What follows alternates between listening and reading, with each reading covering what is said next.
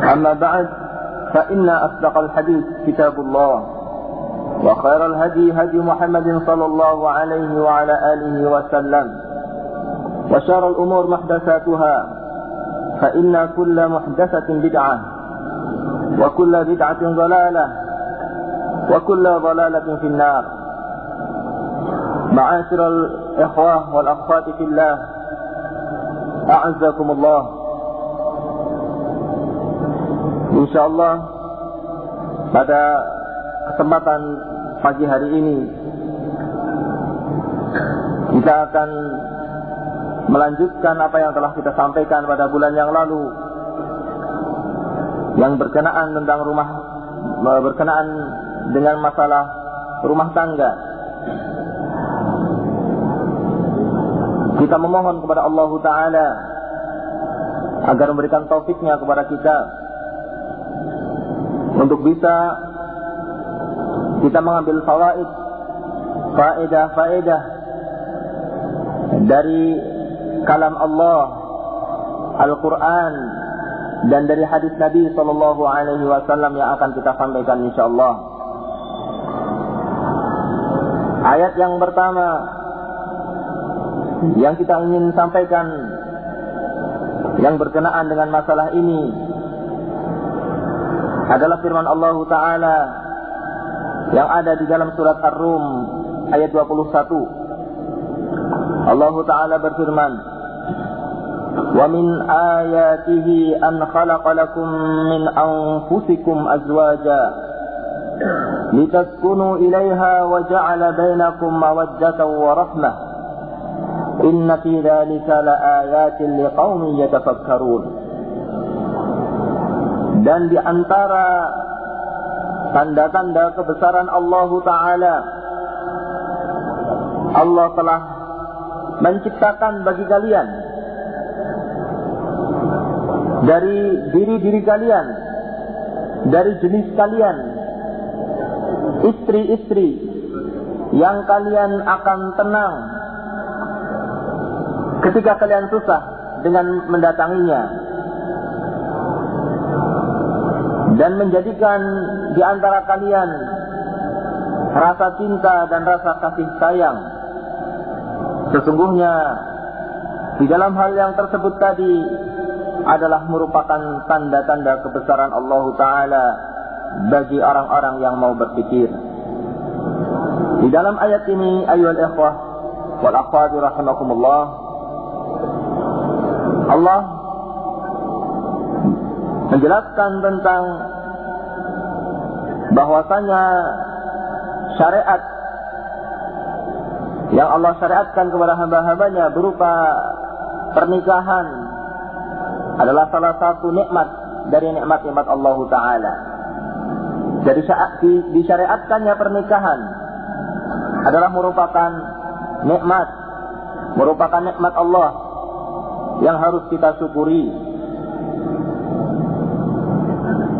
Yang di balik pernikahan ini banyak sekali akan didapatkan masalih dan fawaid. Akan banyak sekali kita dapatkan faedah-faedah. Di antaranya tersebut di dalam ayat ini, yaitu dikatakan di sini litaskunu ilaiha, agar kalian itu mendapatkan ketenangan ketika kalian susah dengan mendatangi istrinya. Hubungan seorang laki-laki dan perempuan yang diikat dengan pernikahan yang syar'i ini akan memberikan fawaid yang besar. Di antaranya akan mendapatkan as-sakan, akan mendapatkan at-tuma'ninah, ar-rahah an-nafsiyah, ketenangan jiwa, ketenangan dengan pernikahan tersebut. Maka semestinya hubungan suami istri adalah hubungan yang saling memberikan ketenangan, saling memberikan jalan keluar ketika suami sedang mendapatkan kesulitan, atau ketika istri mendapatkan kesedihan, mendapatkan rasa takut, maka suaminya juga memberikan ketenangan. Kita lihat bagaimana istri Rasulullah sallallahu alaihi wasallam Khadijah. Ketika Rasulullah sallallahu alaihi wasallam berada di Gua Hira, dan ketika itu didatangi oleh malaikat Jibril yang membawakan wahyu Allah Ta'ala kepadanya, dan kemudian Rasulullah sallallahu alaihi wasallam pulang ke rumah Khadijah radhiyallahu anha dan mengatakan, laqad khashitu nafsi, saya dalam keadaan yang sangat takut. Pulang dengan perasaan takut dan kemudian memberitakan apa yang telah terjadi di Gua Hira. Dan Khadijah, istri Rasulullah sallallahu alaihi wasallam, pun segera memberikan ketenangan kepada Rasulullah sallallahu alaihi wasallam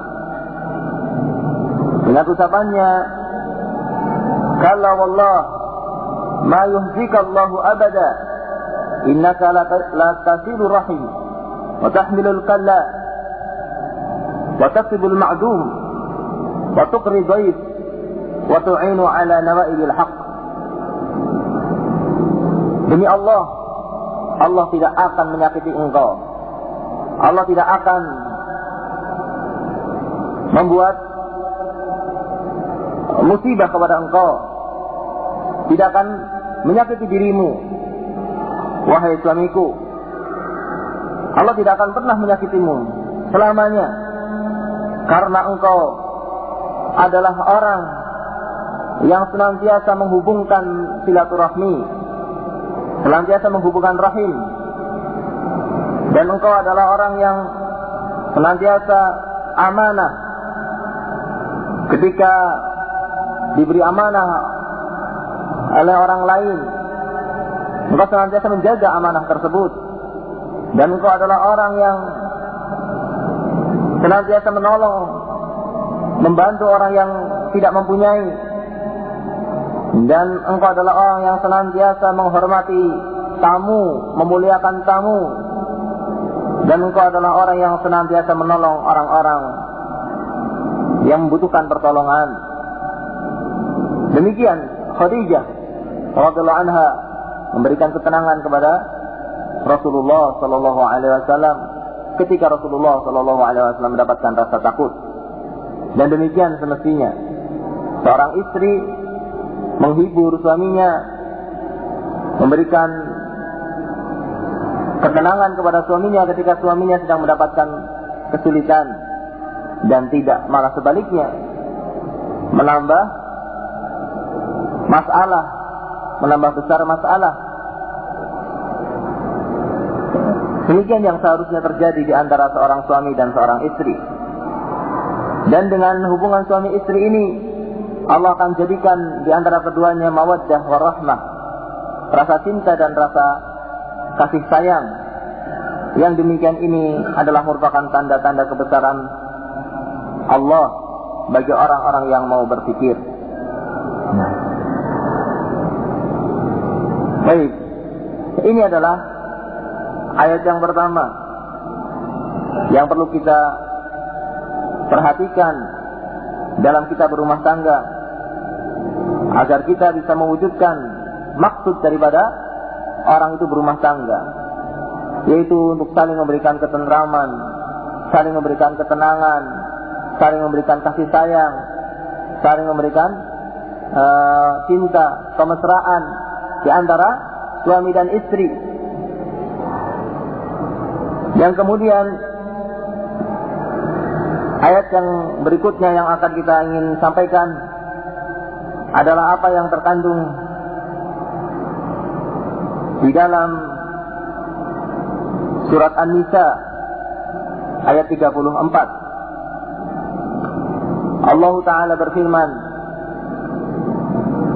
Ar-rijalu qawwamuna 'alan nisa bima faddala Allahu bihi ba'dahum 'ala ba'din wa bima anfaqu min amwalihim. فالصالحات قانتات حافظات للغيب بما حفظ الله واللاتي تخافون نشوزهن فعظوهن واهجروهن في المضاجع واضربوهن فإن أطعنكم فلا تبغوا عليهن سبيلا. Di dalam ayat ini surat An-Nisa ayat 34 Allah Ta'ala menerangkan kepada kita ar-rijalu qawwamuna 'alan nisa. Laki-laki itu adalah yang meluruskan perempuan, mengajari perempuan, mengajari istrinya, mendidik istrinya, memelihara istrinya agar dia taat kepada Allah Ta'ala, taat kepada Rasulnya, dan agar dia taat kepada suaminya. Ar-rijalu qawwamuna 'alan nisa.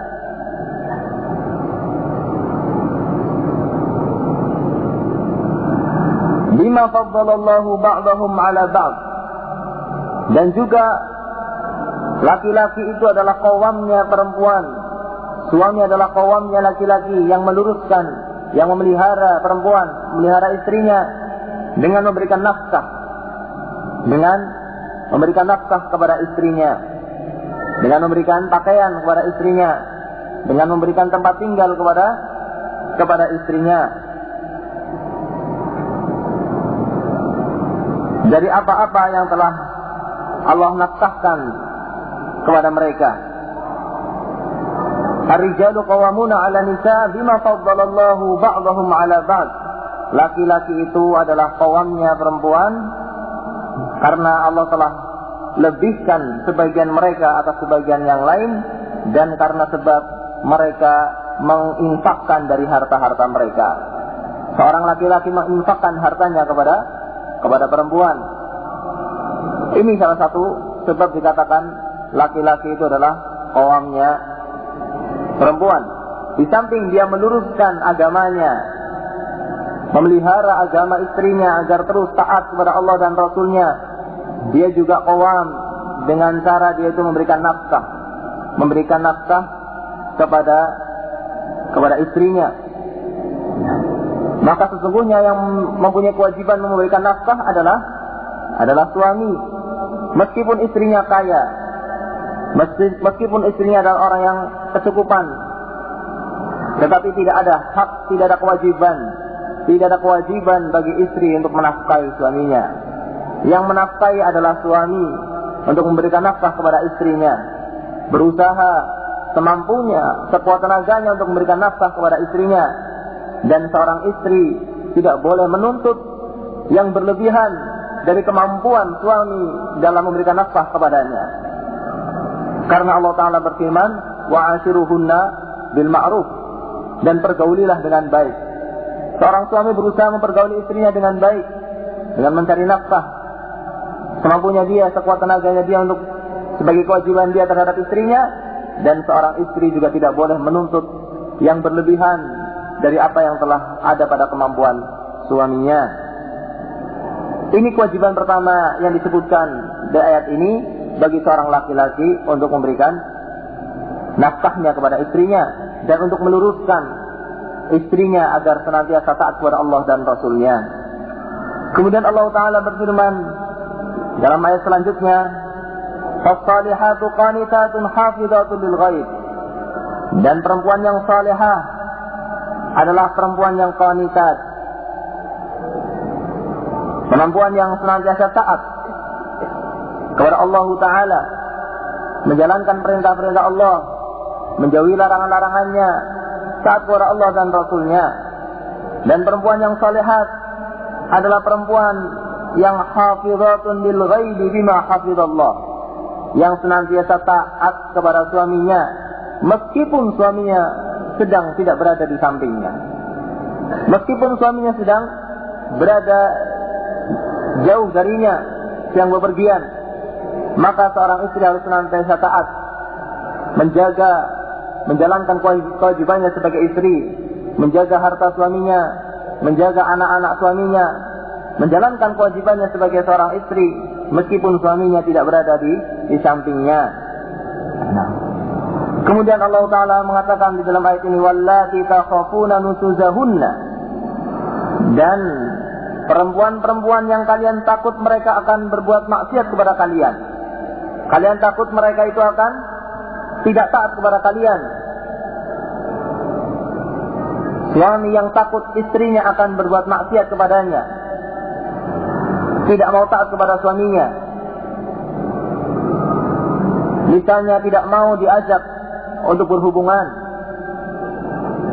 atau keluar dari rumahnya ke orang tuanya dengan tanpa izinnya, dikhawatirkan seperti ini berbuat maksiat kepada suaminya, tidak taat kepada suaminya dalam menjalankan kewajiban sebagai istri, maka Allah Ta'ala memberikan rambu-rambu apa yang harus dilakukan oleh seorang suami ketika istrinya itu tidak taat kepadanya. Hal ini menunjukkan bahwa rumah tangga sesungguhnya mempunyai maksud-maksud yang sangat mulia. Tetapi karena tabiatnya manusia, kullu bani Adam khata', setiap manusia anak Adam itu bisa terjatuh pada kesalahan. Maka seandainya seorang suami mendapatkan istrinya terjatuh kepada kesalahan, kita lihat bagaimana syariat ini memberikan rambu-rambu kepada kita, memberikan tata cara, adab ketika menghadapi istrinya yang tidak taat kepadanya. Allah Ta'ala berfirman, fa'iduhunna wahjuruhunna fil madhaji'i wadribuhun fa'in ata'nakum fala tabghu 'alaihinna sabila. Maka jika engkau mendapatkan istri kalian, jika seorang suami mendapatkan istrinya itu tidak taat kepadanya, tidak menjalankan kewajiban sebagai seorang istri, maka kewajiban yang pertama adalah fa'iduhunna, diberi nasihat. Istri tadi dinasehati, diingatkan kewajiban seorang istri adalah demikian dan demikian, kewajiban seorang istri kepada suaminya adalah demikian dan demikian. Disampaikan kepadanya ayat-ayat yang menganjurkan untuk taat kepada suami, disampaikan kepadanya ayat-ayat yang mengancam bagi seorang istri yang tidak mau taat kepada suami. Setelah itu, kalau tidak mempan juga, wahjuruhun, maka hajarlah dia,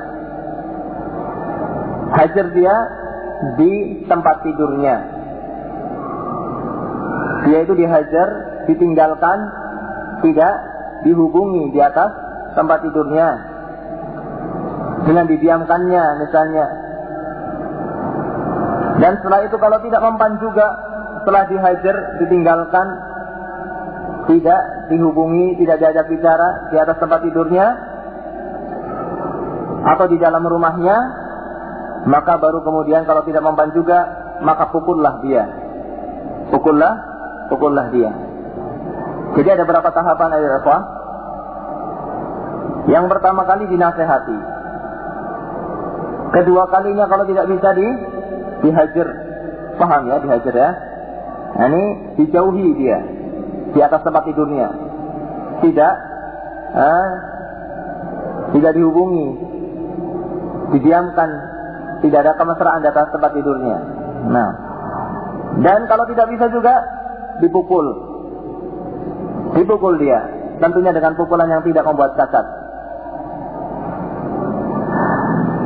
Ayat ini memberikan rambu-rambu kepada seorang suami ketika mendapatkan istrinya tidak taat kepadanya, tidak menjalankan kewajiban sebagai istri. Dan rambu-rambu ini tidak menyebutkan satupun kalimat cerai.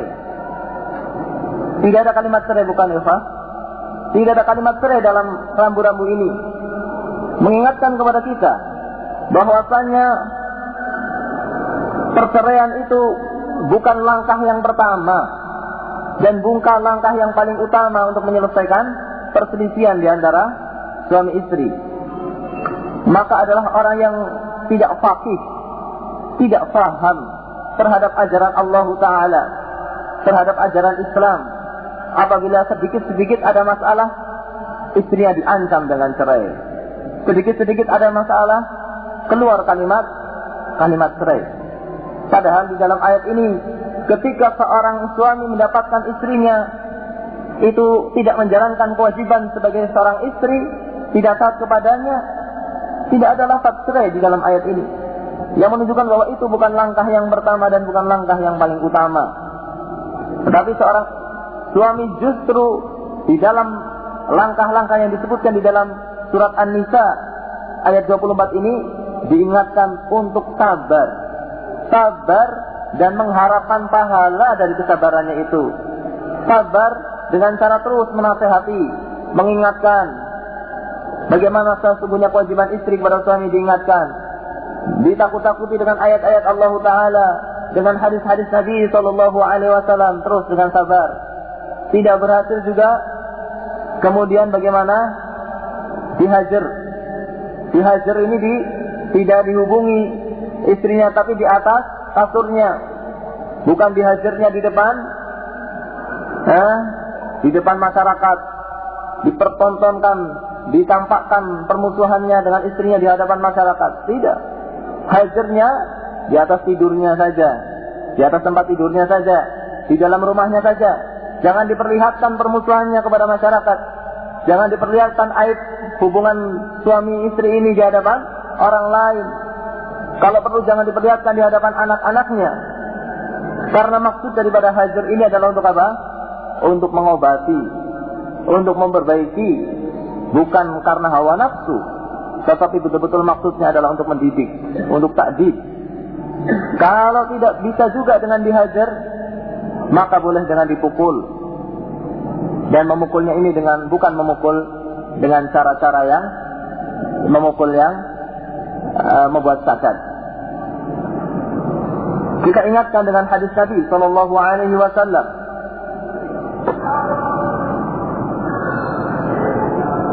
Disebutkan hadis yang diriwayatkan oleh Al-Imam Ahmad dan Abu Dawud dan Nasa'i dan Ibnu Majah dan yang lainnya, disahihkan oleh Ibnu Hibban dan Hakim dan disepakati oleh Imam Zahabi dan disahihkan pula oleh Imam Daruqutni dan juga oleh Al-Imam Tirmidzi, disahihkan oleh para ulama.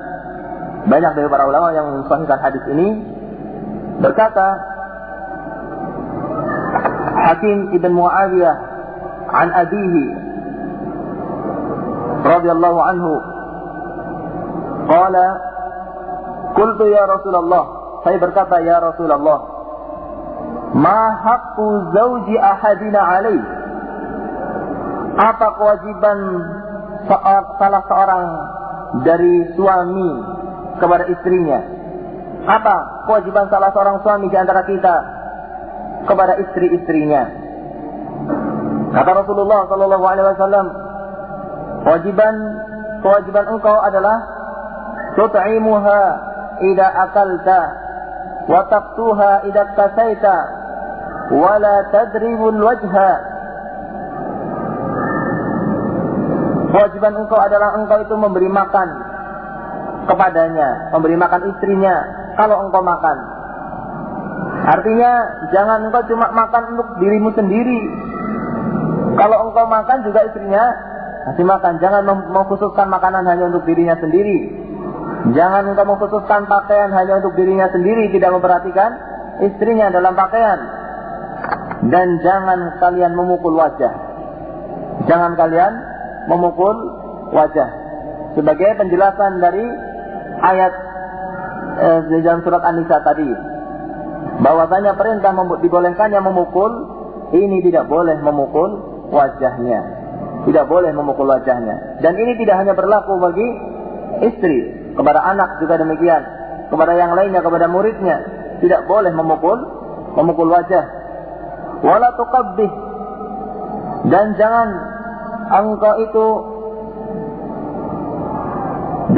engkau itu menjelekkan, mencela.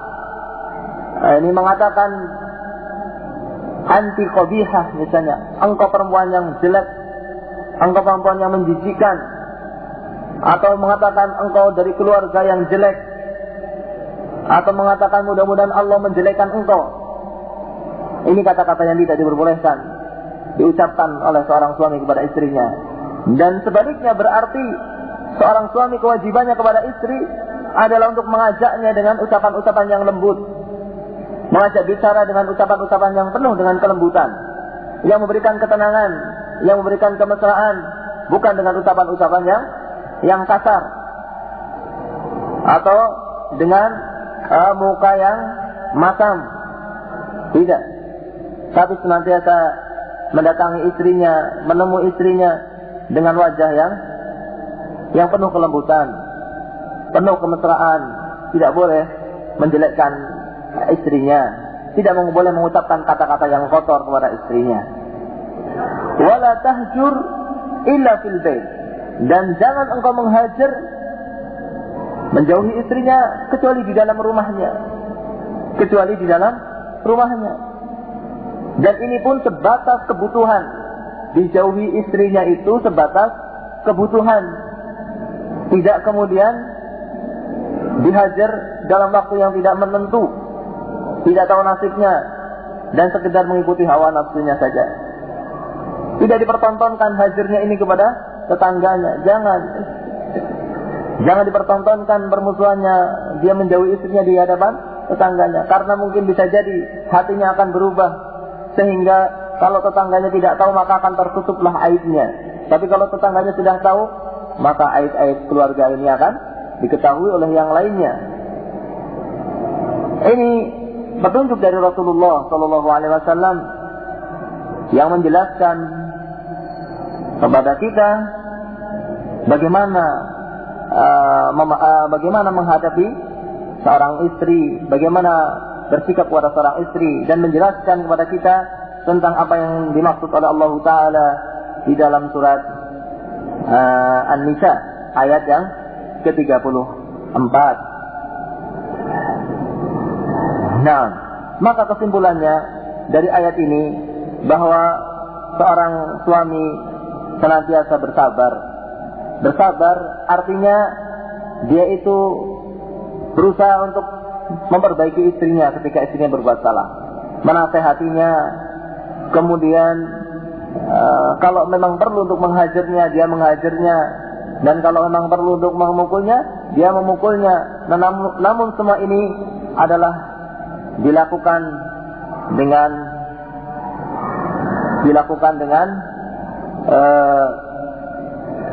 maksud untuk takdib, dengan maksud untuk memberikan adab, meluruskan kesalahan istrinya, dan bukan untuk mengikuti hawa nafsunya. Maka sungguh keliru kalau seorang itu apabila mendapatkan permasalahan di dalam rumah tangganya, kemudian yang dia jalani, langkah yang dia lakukan adalah mengancam istrinya dengan kalimat-kalimat cerai. Nah, menjadikan ini sebagai langkah pertama dan langkah yang paling utama. Ini tidak diperbolehkan. Bahkan ini yang menyebabkan semakin renggangnya, semakin susahnya untuk dipersatukan hubungan suami istri. Dan ada juga sebab-sebab lain yang bisa menyebabkan terjadinya khilaf, perselisihan di antara suami istri. Di antaranya tadi, yakni qillatul basirah, sedikitnya ilmu, tidak pahamnya ilmu terhadap syariat Allah Ta'ala. Sedikit perselisihan, dia mengucapkan kalimat cerai. Ini menunjukkan qillatul basirah, sedikitnya ilmu pada orang ini. Oleh karena itu perlu diobati dengan apa? Dengan menuntut ilmu. Perlu diobati dengan terus mempelajari ayat-ayat Allah Ta'ala dan hadis-hadis Nabi SAW, bagaimana tanggung jawab seorang suami dan bagaimana tanggung jawab seorang istri, supaya menjadi orang yang tidak qillatul basirah, tidak sedikit ilmunya, menjadi orang yang tahu syariat Allah Ta'ala. Ini salah satu sebab yang bisa menyebabkan khilaf, perselisihan, karena sebab kurangnya ilmu tentang syariat Allah Ta'ala. Di samping masih ada sebab-sebab yang lainnya yang disebutkan oleh Syekh Shalih Al-Fauzan yang harus diperhatikan dalam berumah tangga supaya menghindari banyaknya perselisihan. Di antara yang dikatakan oleh Syekh Shalih Al-Fauzan tentang sebab-sebab terjadinya perceraian atau perselisihan di antara suami istri, saya ringkaskan. Yang pertama adalah su'u ikhtiyari zaujain. Jeleknya cara dia memilih suami atau jeleknya seorang istri memilih suaminya. Tidak hati-hati ketika sebelum menikah, ketika sedang sama-sama mencari. Ketika seorang calon suami ingin mencari untuk sebagai istrinya, perempuan sebagai istrinya, kurang hati-hati. Kurang hati-hati dalam memilih. Kurang hati-hati dalam mencari keterangan tentang perempuan yang akan dijadikan sebagai istrinya. Atau kurang hati-hatinya seorang wali, orang tua istri menerima seorang calon suami untuk anaknya, yang akibatnya terjadi perceraian. Maka yang paling bertanggung jawab di sini adalah wali bagi seorang istri. Kalau sampai seorang wali menikahkan anak perempuannya dengan orang yang asal pilih, kemudian nanti terjadi percekcokan di antara suami istri. Ketika mempunyai anak, maka karena suaminya tidak tahu din, tidak tahu ajaran Allah Ta'ala, kemudian tidak dididik dengan akidah yang benar, tidak dididik dengan ibadah yang benar, tidak dididik dengan akhlak yang benar, maka yang mendapatkan dosa paling besar di antaranya adalah bapaknya, yang salah dalam mencarikan suami bagi anaknya.